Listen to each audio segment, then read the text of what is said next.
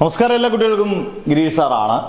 Plus വണ്ണിലെ ഒരുപാട് കുട്ടികൾ ഇന്ന് വളരെ വിഷമത്തോടു കൂടിയാണ് വീട്ടിലെത്തിക്കുന്നത്. കാരണം പ്രതീക്ഷ പോലെ മാത്സിൻ്റെ പരീക്ഷ എഴുതാൻ പറ്റിയില്ല. കാരണം ഈ ചോദ്യ പേപ്പർ ഇട്ട ഏത് അധ്യാപകരാണെങ്കിലും അവർക്ക് നമുക്ക് ഒരു നമസ്കാരം അർപ്പിച്ചുകൊണ്ട് നമുക്ക് തുടങ്ങാം. കാരണം വേറൊന്നും കൊണ്ടല്ല, ഒരു എക്സാം ഇടുമ്പം അതിന് കുറേ മാനദണ്ഡങ്ങളുണ്ട്. ഒന്നുകിൽ നമുക്ക് ഈസി ആയിരിക്കാം, അല്ലെങ്കിൽ ആവറേജ് ക്വസ്റ്റ്യൻസ് ഇടണം. Easy, average, difficult, very difficult, ഈ കാറ്റഗറീസ് എല്ലാം ഇട്ടുകൊണ്ട് വേണം ക്വസ്റ്റ്യൻ ഇടാൻ.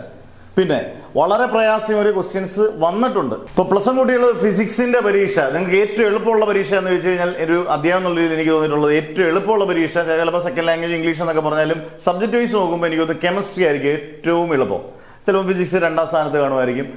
മാത്സ് ഏറ്റവും ടഫ് തന്നെയാണ്. ഇപ്പോൾ നമ്മൾ തൂക്കി എന്നൊക്കെ പറഞ്ഞ് യൂട്യൂബേഴ്സ് ഒക്കെ ഇട്ടെന്ന് പറഞ്ഞാൽ, ഏത് അധ്യാപകർ പറഞ്ഞാലും ഞങ്ങൾ പറഞ്ഞത് വന്നുള്ളതെന്നൊക്കെ പറഞ്ഞാൽ ഇതൊക്കെ ശരിയായിരിക്കും.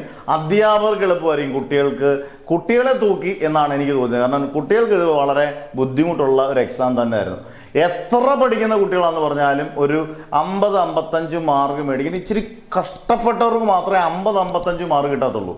നല്ലതുപോലെ കഷ്ടപ്പെടുന്ന കുട്ടികൾക്ക് മാത്രമേ ആ റേഞ്ച് കിട്ടുള്ളൂ.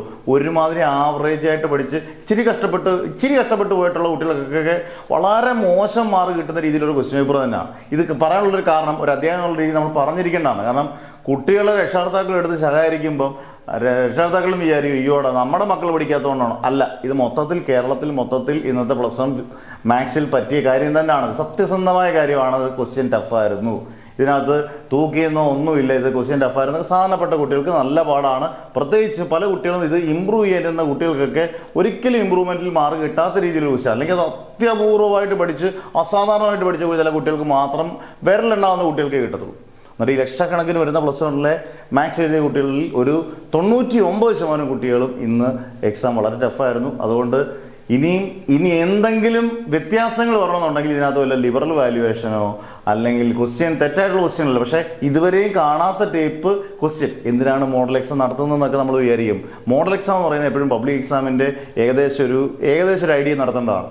പക്ഷെ അതിനൊക്കെ വ്യത്യാസം വിഭിന്നമായിട്ടാണ്. ഇതുവരെയും ടൈപ്പ് ക്വസ്റ്റ്യൻസ് ഒന്നുമില്ല.